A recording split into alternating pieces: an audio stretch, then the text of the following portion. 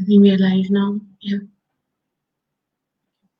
So, hello everyone. Welcome to another session of HR Mining with Urooj. I apologize for not uploading the videos recently, as I was a bit occupied with my personal stuff. So, our today's guest is Dr. Steve Marsland. He is currently working as a chiropractor at Canadian Medical Center in Abu Dhabi. Welcome, doctor. Thank you very much. Thank you for having me. How's everything with you? Yeah, very good. Thank you. Very good. Settling back into Abu Dhabi life, which is great. Absolutely. So as we all know that Dr. Pandemic has affected people in different ways. And I have been watching your blogs on health and wellness and fitness. So I would like to know, and we would like to have a discussion on the same topic. Is it okay? Sure, that's great. Be happy to help. Perfect. That's perfect. So, doctor, my first question to you is, what habits and routine people can adopt, especially at the pandemic, to keep themselves healthy and fit? Sure. I mean, as we all know, the pandemic's taken a massive toll on all of us. It's affected every single person, physically, emotionally, certainly, stress-wise, mentally. We've all been challenged hugely. But the good thing is there's so much that's in our control that we can either change in our lives, change the way we look at things, change our mindset, change our habits to help improve the way that we cope with the situation currently, improve our overall health and also for the future as well. So the first thing I really, with my patients, with people I talk to, my family, my friends, I always say to prioritize your nutrition. During the pandemic, especially during the time when we were locked down, it was so easy just to, pick up the phone and dial for the takeaway or get the fast food. But we all know that that's not nourishing our bodies. It's the easy option. It gives us, a boost of dopamine and neurotransmitter. So we feel a reward, but we almost get addicted to this food. It's not healthy for our bodies. It's not healthy for our brains. So what I would encourage people to do is to make that switch, if you're not doing already, to much more home cooked food, lots of vegetables, healthy sources of protein, such as eggs, preferably grass-fed meat, preferably wild fish that's not farmed, some fruit, but definitely more of an emphasis on the vegetables, lots and lots of water. So that is really the first thing that you can do to kind of take back control. By all means, have a treat once a week, have the pizza, have a burger, some fries, but treat it as a treat rather than the norm. Another thing, probably the second thing I tend to prioritize with people is exercise. Obviously during lockdown, it was difficult. Some countries you couldn't go out, some countries you could go out for an hour, exercise, that type of thing. It was different, but definitely prioritize the exercise now. If you're not used to exercising, start really simple. Just go out for a 10 or 15 minute walk, just, depending on how big the block is around where you live. Often it's, it'll take you 15, 20 minutes to walk around. So once a day in the evening, if you're in a hot country, it's a bit cooler, head out for a 20-minute walk. If you're allowed to go out with somebody, you can have a little chat. It becomes a social thing, but the exercise is super, super important. If you're already exercising anyway, commit to it, keep it going. I tend to say as a regular thing about 30 minutes a day or an hour 3 times a week. Then you'll be getting plenty of exercise. Exercise is so important for the body. It helps us manage our weight, helps us manage our blood sugar levels. And also it's super, super important for the brain health. It's good for stress management, stress release. We get lots of natural endorphins that are released when we exercise, which is great. One thing I talk to my patients a lot about at the moment is trying to be aware of the fear and the anxiety that we almost create or we let into our lives ourselves because of the pandemic. Sure, there are scary things happening. We're seeing frightening statistics, frightening images on the internet, on social media, on news outlets. So we need to be really aware of what we're letting into our bodies. Let's take back control of what we're letting into our brains, because if we don't, we're just a sponge for all of these images and all of these statistics that come into our bodies, and then that then creates certain negative emotions in our body, and then this becomes our reality. So what I would say is limit your social media. If you must read the news, I'm not a fan of the news in all honesty personally, but if you must read the news, look at it very objectively. You know, the media, it's presenting facts and figures to us, which often, you know, we can take out of context. We, you know, subconsciously we can start to, you know, think the worst about. And again, there's all this fear and anxiety that can come on the back of that. So really sort of monitor what you're looking at online in terms of the news and the social media. I think that can be a huge kind of tip to help people emotionally and mentally. So that kind of links in with being mindful as well. So mindfulness is a presence and awareness of our thoughts and our feelings. Now, most of us go through our whole day being completely absorbed in our environment, and we're completely unaware of what's going on internally, both mentally and emotionally, feelings that we have. So just becoming mindful is being aware of those feelings. If we feel an anxiety, be aware of that anxiety, don't fight it. Think, okay, you know, it's that worry, that anxiety is there to help me, but just the presence of being aware of it stops the whole mental mind stream of creating this whole story behind certain emotions and certain thoughts that we create through the day. So mindfulness is really key, and it's something I really emphasize in my practice, both with the chiropractic and with the functional medicine. So yeah, one more question over here. During the pandemic, I heard many people complaining about the sleepless nights. Okay. Their sleeping patterns were quite disturbed. So any technique or tips which they can follow to have, you know, a peaceful sleep during nighttime? So sleep is really vital. Exactly. As an adult, you should be getting between 7 and 8 hours of quality sleep per night. Yeah. I would say that an awful lot of people, certainly a lot of my patients, aren't getting that. Or if they're in bed for that long, it's not quality sleep.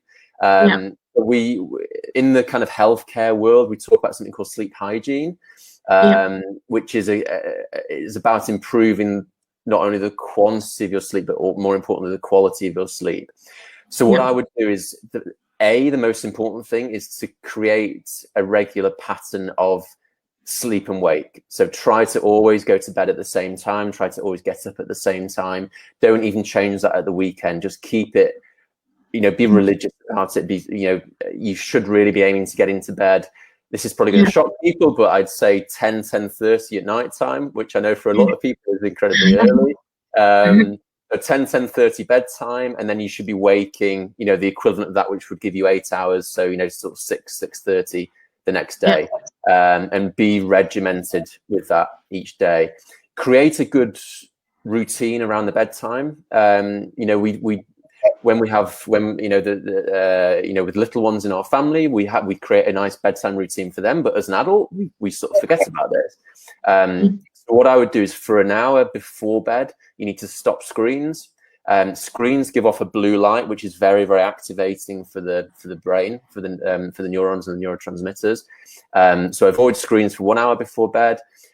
In that hour, you can take a relaxing bath, read a nice book, relaxing music. Just create this habit of kind of winding down at the end of the daytime. Avoiding caffeine after about, usually on average, I say 2 p.m. Some people it needs to be a little bit early, but don't have any caffeinated drinks after 2 p.m. Don't eat too late. So you want to leave about 3 hours in between your evening meal, which should not be too heavy anyway, and then go into bed so that the food has left your stomach and you're in that kind of winding down phase of getting to bed. Make the room as dark as possible.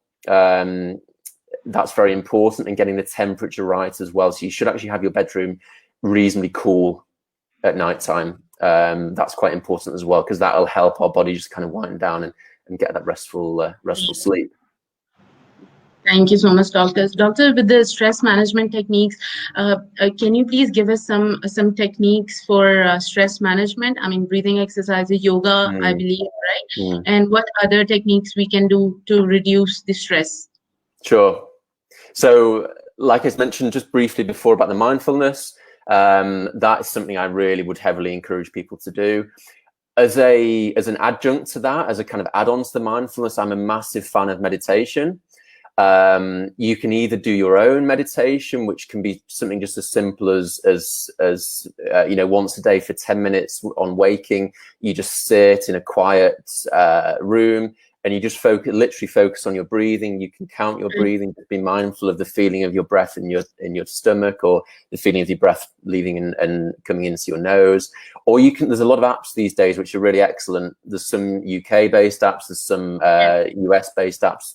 Probably many others as well that I'm not immediately aware of, but lots of apps that you can get, which sometimes are free, sometimes you pay a small amount for, which will just guide you through that meditation. So I'd really encourage people to do meditation. The stress management is massively important anyway, but particularly at the moment when our bodies aren't handling the stresses in our life very well, it offsets our whole endocrine or whole hormonal system, which has a massive effect on our sleep cycles, like we talked about, our digestion, our mood, how we interact with others, how focused we are in our job.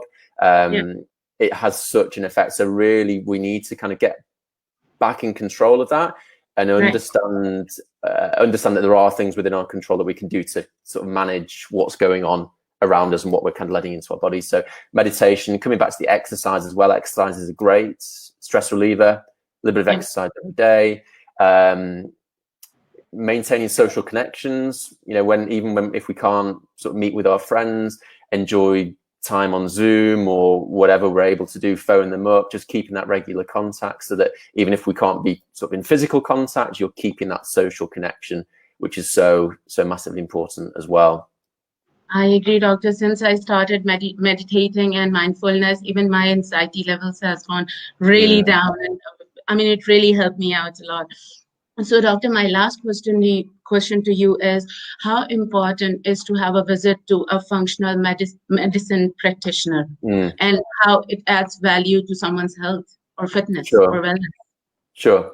So I'm a chiropractor, but I'm also got an additional certification in functional medicine. So what functional medicine is basically is a very natural, holistic way of approaching the health and looking at the body from a sort of inside out perspective, and understanding that the body encounters difficulties, whether it's a certain disease, whether it's an imbalance or a disruption with its hormones or digestion.